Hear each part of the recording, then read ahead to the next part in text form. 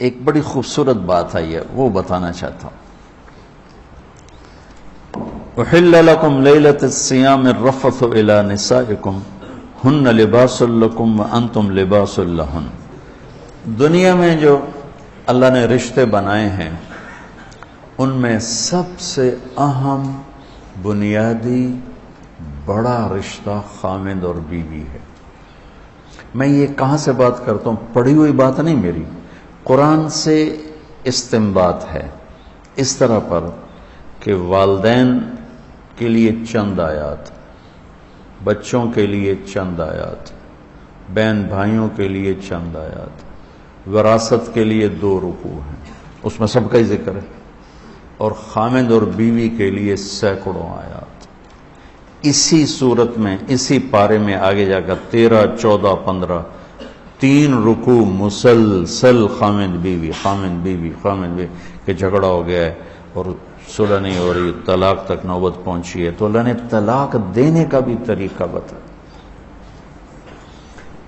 اور خامند اور بیوی کے رشتے کے لیے پوری سورت اللہ تعالیٰ نے اتاری، اور سورت بقرہ کو بھر دیا ہے، سورت آل عمران بھری پڑی ہے، سورت نساء بھری پڑی ہے، سورت مائدہ بھری پڑی ہے، کہ 2 زندگیاں کس طرح خوبصورت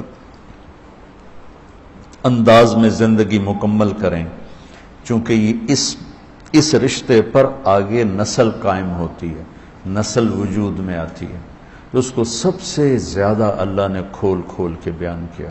اور ہمارے نبی کی 11 شادیاں کا مقصد کوئی آپ کو عورتوں کی رغبت نہیں تھی 25 سال کا نوجوان 40 سال کی بیوہ سے شادی کرے، جو 2 دفعہ بیوہ ہوئی، 1 دفعہ منگنی ٹوٹی، ورقہ بن نوفل سے منگنی ٹوٹی حضرت خدیجہ کی۔ منگنی ٹوٹنا بھی ایک قسم کا کہانی بن جاتی ہے، افسانہ بن جاتا ہے عورت کے لیے، کیوں ٹوٹ گئی۔ ابو حالہ سے شادی ہوئی، 1 بیٹا 1 بیٹی۔ ابن عابد سے شادی ہوئی، 1 بیٹا، ابو حالہ بھی فوت ہو گئے، پھر شادی ہوئی تو ابن عابد وہ بھی فوت ہو گئے، اور حضرت خدیجہ رضی اللہ تعالیٰ عنہ 40 برس کی عورت ہیں اور آپ 25 برس کے نوجوان ہیں، اور آپ ان سے شادی کر کے زندگی کے 25 سال ساتھ گزار دیتے۔ حدیث سنا دیتا ہوں، لمبی بات نہ ہو جائے۔ ما تزوجت وما زوجت الا بوحی من السماء نزل به جبریل۔ لوگوں، میں نے جہاں شادی کی، میں نے جہاں بیٹی کی شادی کی، پہلے جبریل نے آ کے اللہ کا حکم سنایا، پھر میں نے شادی کی۔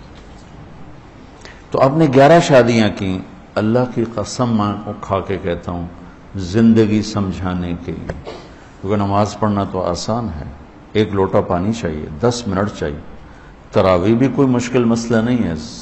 میں نے ابھی 2.5 پارے سن کے آ کے آپ کے پاس بیٹھا، چونکہ میں الگ سنتا ہوں، تو 1.5 گھنٹہ 1.25 گھنٹے میں، 55 منٹ میں، 50 منٹ میں، 1 دفعہ میں نے 10 پارے سنے، 2 دفعہ 10 پارے سنے، تو 5-6 گھنٹے میں فارغ ہو گئے۔ لیکن جو زندگی ہوتی ہے، جو شادی ہوتی ہے، وہ پوری زندگی کا معاملہ ہوتا ہے، وہ صرف وقتی کام نہیں ہوتا۔ صبح سے شام تک روزہ رکھا، فارغ ہو گئے، 5 دن میں حج کیا، فارغ ہو گئے، جیب سے نکال کے پیسے دیے، زکوٰۃ سے فارغ ہو گئے۔ لیکن میں نے زندگی کس طرح گزارنی ہے؟ کسی کی بیٹی میرے ساتھ جڑنے لگی ہے، اور عورت کسی کا بیٹا اس کے ساتھ جڑنے لگا ہے۔ اب یہ لڑکا کسی اور گھر میں ہے، لڑکی کسی اور گھر میں ہے، اس کی اپنی عادات ہیں، اس کی اپنی عادات، یہ دونوں کس طرح چلیں، اس پر قرآن نے سینکڑوں آیات بیان کی، اور یہ میرا المیہ ہے، میرا دکھ ہے، اور پوری قوم کا المیہ ہے کہ ہم نے لوگوں کو معاشرت نہیں سمجھائی، عبادات عبادات عبادات عبادات، جس چیز کی کوشش کی وہ وجود میں آ گئی۔ فقہ ہماری ضرورت ہے تو وجود میں آ گئی، اور تبلیغ کے لیے نکلنا، لوگوں کو اللہ کی بات سنانا ہماری ضرورت ہے، جب کوشش کی تو وہ چیز وجود میں آ گئی۔ اور تزکیہ ذکر کے بغیر نہیں ہو سکتا، صحبت کے بغیر نہیں ہو سکتا، جب اس کی کوشش کی گئی تو وجود میں آ گئی۔ لیکن ایک خلا باقی رہ گیا جس کو بولا نہیں گیا کہ بیوی سے سلوک کیسے ہو، ماں باپ سے سلوک کیسے ہو، اولاد ہو تو بچوں کے ساتھ سلوک کیسا ہو، تو وہاں خلا آ جاتا ہے. وہاں وہ بالکل ایسے ہو جاتا ہے جیسے اس کو پتہ کیوں نہیں، وہ جہالت کی زندگی پہ اتر آتا ہے. تو میرے اللہ نے کیا خوبصورت انداز میں بات سمجھائی ہے. ہن لباس لکم، پہلے انہیں ذکر کیا پھر تمہیں بعد میں ذکر کیا. وانتم لباس لہن، پہلے ان کو لائے ہیں بعد میں تمہیں لائے، پہلے عورت کو لائے ہیں پھر مرد کو لائے ہیں.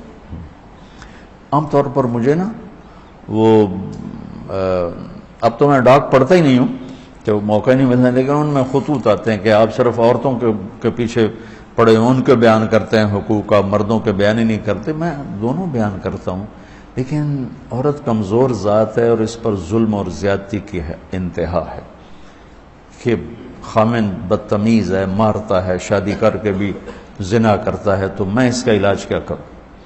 وہ میرے سامنے روتی ہیں، چیختی ہیں، چلاتی ہیں. تو 100 کیس جب میں سنتا ہوں تو اس میں 95 ہوتے ہیں جو لڑکا اس کے والدین کی زیادتی نہیں ہوتی، ظلم ہوتا ہے، اور 5 ایسے ہوتے ہیں جس میں لڑکی اور اس کے والدین کی زیادتی اور ظلم ہوتا ہے. تو جو چیز زیادہ ہو رہی پھر اس کو میں زیادہ بیان کرتا ہوں. میں اسی معاشرے میں پروان چڑھوں، میں کون سا کوئی ہوائی مخلوق ہوں کہ میں کسی اور سیارے سے آ گیا اور مجھے پتہ کوئی نہیں. یہ جو جوائنٹ فیملی سسٹم ہے یہ کسی زمانے میں بہت اچھا تھا. اب یہ مصیبت ہے، بہت بڑی مصیبت، کہ کوئی کسی کے حقوق کی رعایت نہیں کرتا، ٹانگ اڑانا اپنا فرض سمجھتا. جس کو کہتے ہیں نا لوچ تلنا، لوچ تلنا، یہ لوچ تلے ہی تلے، اس تو بغیر وہ رہ نہیں سکتا. شریعت اس کا تقاضا کرتی ہے کہ بچہ اور بچی الگ زندگی گزارنا چاہیں تو ان کو والدین ان کو گنجائش دیں. اگر اس کی گنجائش نہیں ہے، مطلب میری شادی ہوتی ہے، میری بیوی مجھ سے کہتی ہے کہ مجھے الگ گھر چاہیے اور میرے پاس پیسے ہیں تو میں اس کو لے کر دوں گا، یہ اس کا میرے اوپر حق ہے. اگر میرے اتنی گنجائش نہیں ہے تو میں اس کو کرائے پر لے کر دوں گا. جیسے عرب میں، شیخ اپنے رمزی سے پوچھ لو، تمہارے استاد عرب ہیں، جب تک لڑکا الگ گھر نہیں بناتا شادی نہیں ہوتی، چاہے کرائے پر لے الگ رکھے. کیا وجہ ہے؟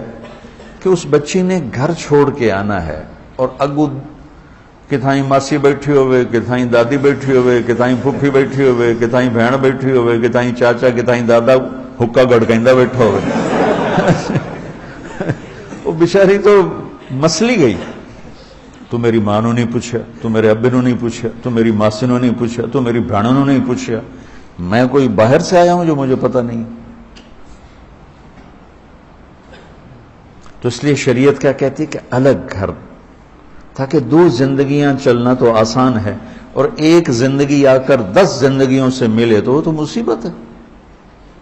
جب کبھی حسن سلوک تھا تو بہت اچھا تھا، اب تو یہ ایک عذاب ہے. پھر وہ کیا کرے؟ اگر الگ کرائے پر بھی نہیں لے کے دے سکتا تو پورشن اپنے گھر میں الگ اس کو کر کے دے. 2 کمرے ہوں، ٹوائلٹ ہو، کچن ہو، اس کی پرائیویسی ہو، اس کی علیحدگی میں اپنا میاں بیوی بیٹھ سکیں، بات کر سکیں. اگر اس کی بھی گنجائش نہیں تو 1 کمرہ، 1 کچن، 1 ٹوائلٹ، یہ حق کے واجب ہے. اگر اس کی بھی گنجائش نہیں تو پھر تسبیح پڑھے تھے، روزے رکھے.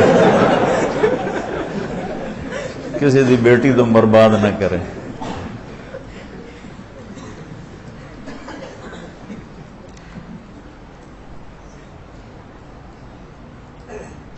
میرے نبی نے فرمایا تزینوا لنسائکم، اپنی بیویوں کے لیے زیب و زینت اختیار کرو. تزینوا لنسائکم، اپنی بیویوں کے لیے زیب و زینت اختیار کرو. کہ ان اول فتنۃ فی بنی اسرائیل، بنی اسرائیل میں عورتیں غلط راستوں پہ اس وقت چلی جب ان کے خامدوں نے اپنے آپ کو سنوارنا چھوڑ دیا تو وہ غیر مردوں کی طرف مائل ہو گئی. اور ایسے ہی عورتوں کے لیے کہا اشارتاً، آپ نے فرمایا کہ ان الحور عین لتتزین لزوجها کما تتزین ام سلمہ لرسول اللہ. سبحان اللہ. فرمایا کہ آپ نے فرمایا کہ جنت کی حوریں اپنے خامند کے لیے ایسے میک اپ کریں گی جیسے ام سلمہ میرے لیے میک اپ کرتی. سبحان اللہ. میرے نبی دین سکھا رہے ہیں، یہ دین بتا رہا ہوں. اب جس لڑکی نے جا کے سارا چولہا سنبھالنا ہے تو میک اپ کے وہ تو انہیں توے دی سائے منہ تے مل کے آ جائے. یہاں سے ہمارے جاننے والوں کی بچی انگلینڈ، چونکہ یہیں کے لوگ وہاں گئے ہوئے ہیں، تو وہ معاشرت ان کی وہی ہے، وہی دیسی پنا، وہی لڑائی جھگڑے.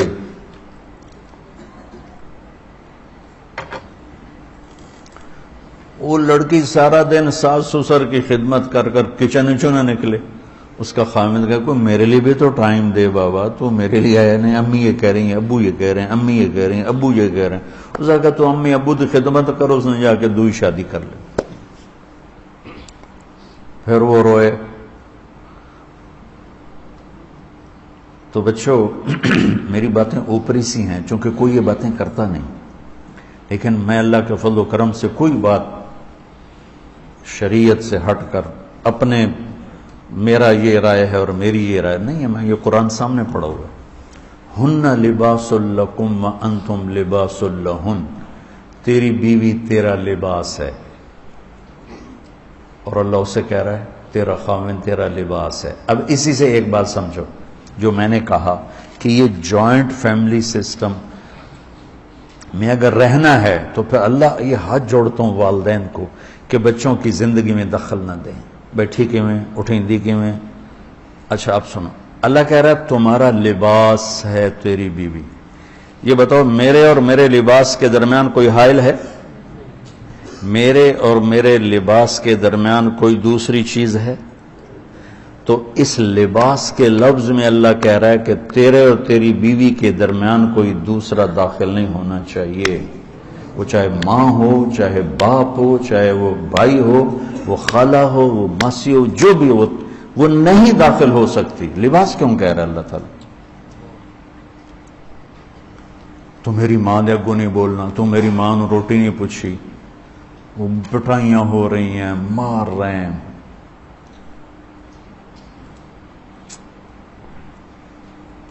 دوسری طرف بھی ہے کہ جانے والی ایسی بدتمیز بد زبان ہوتی ہے اور اس کے والدین اتنے بے وقوف ہوتے ہیں کہ شادی کے بعد بھی لڑکی کو اپنے کنٹرول میں رکھنے والے والدین اپنی بیٹیوں کے گھر برباد کر دیتے.